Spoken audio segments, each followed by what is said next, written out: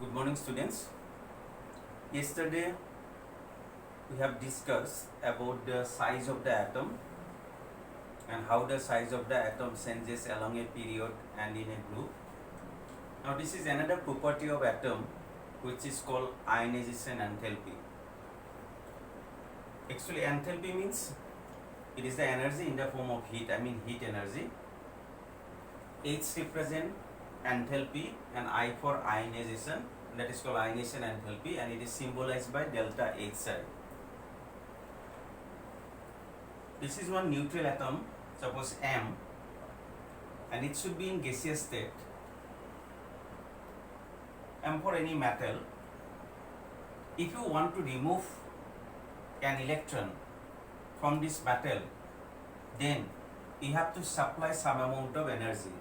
Without energy, you cannot remove the electron from the atom. So how much energy is required to remove the electron from this neutral gaseous atom? That is called ionization enthalpy. So this is neutral atom in gaseous state. When you apply the energy, then one electron will be removed from the metal and it becomes positively charged, and the electron is released from the atom. Now how much energy is required to ionize the atom, to ionize the metal by releasing one electron? That energy is called ionization energy or ionization enthalpy. So if you want to define ionization enthalpy, it is the energy required to remove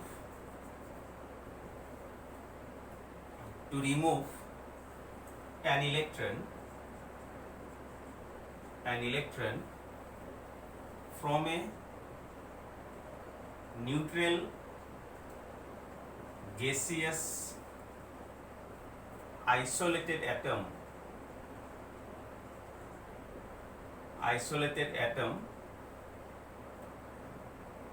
is called the ionization enthalpy, and it is represented by delta H psi. Generally, the unit used to represent ionization enthalpy in terms of kilojoule per mole, ionization enthalpy is measured. So this is one neutral atom. By applying some amount of energy, it removes, suppose the electronic configuration is 281. After supplying energy, the configuration goes to 28, one electron is removed from the metal and how much energy is required? That energy is called ionization enthalpy, which is represented by delta Hi. Now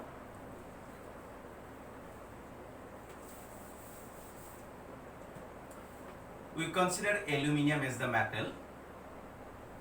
As you know, aluminium atomic number is 13, so its configuration will be 283. To make the stable configuration, aluminium should release 3 electrons. These 3 electrons, they will release togetherly or they will release one by one. That you have to know. Actually, the electrons released one by one. They do not release togetherly. And to release these 3 electrons, every electron requires different energy. When you apply ionization energy, then first time one electron will be removed, it becomes Al plus, and one electron will be released, then the configuration goes to 282. After formation of Al plus, again you have to supply some amount of energy, then it goes to Al2 plus, again another electron will be released. In Al2 plus, again you have to apply one energy, then another electron will be released, it becomes Al3 plus by releasing one electron, and the configuration goes to 28. Here configuration 281. So now the configuration is stable, and from this stable configuration you cannot remove the electron. So one by one you have to remove the electron, and the energy required to remove the first electron, that is called first ionization enthalpy, IE1. To remove the second electron from the atom, the energy required is called second ionization enthalpy, which is represented by IE2. and energy required to remove the third electron, it is called IE3, which is called third ionization enthalpy. And this IE1, IE2, IE3, these are also called successive ionization enthalpy. They are commonly called successive ionization enthalpy. So that is why if you want to remove some electrons from atom, then you cannot remove the electrons togetherly, you have to remove one by one. The energy required to remove first electron is called first ionization enthalpy. For second electron it is called second ionization enthalpy, and for third electron the energy required is called third ionization enthalpy, and which are commonly called successive ionization enthalpy. And one thing you have to know, the value of IE3 always greater than IE2, always greater than IE1. Do you know why?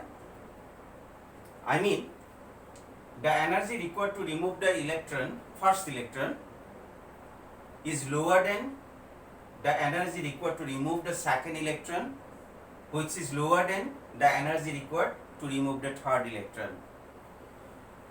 Why the first ionization enthalpy is less? When the electronic configuration becomes 2A3, then by supplying energy you can remove one electron. After removing one electron, it becomes positively charged, Al plus. Positively charged means it has electron deficiency. So from some electron deficiency substance, it is difficult to remove the electron. Already it has electron deficiency. So from the electron deficiency substance, if you want to remove one more electron, then energy required will be more. Here electron deficiency is maximum, that's why it requires more amount of energy. If electron is more in an atom, if it is an electron rich substance, then it is easier to remove the electron. But if it has some electron deficiency, then it requires more amount of energy.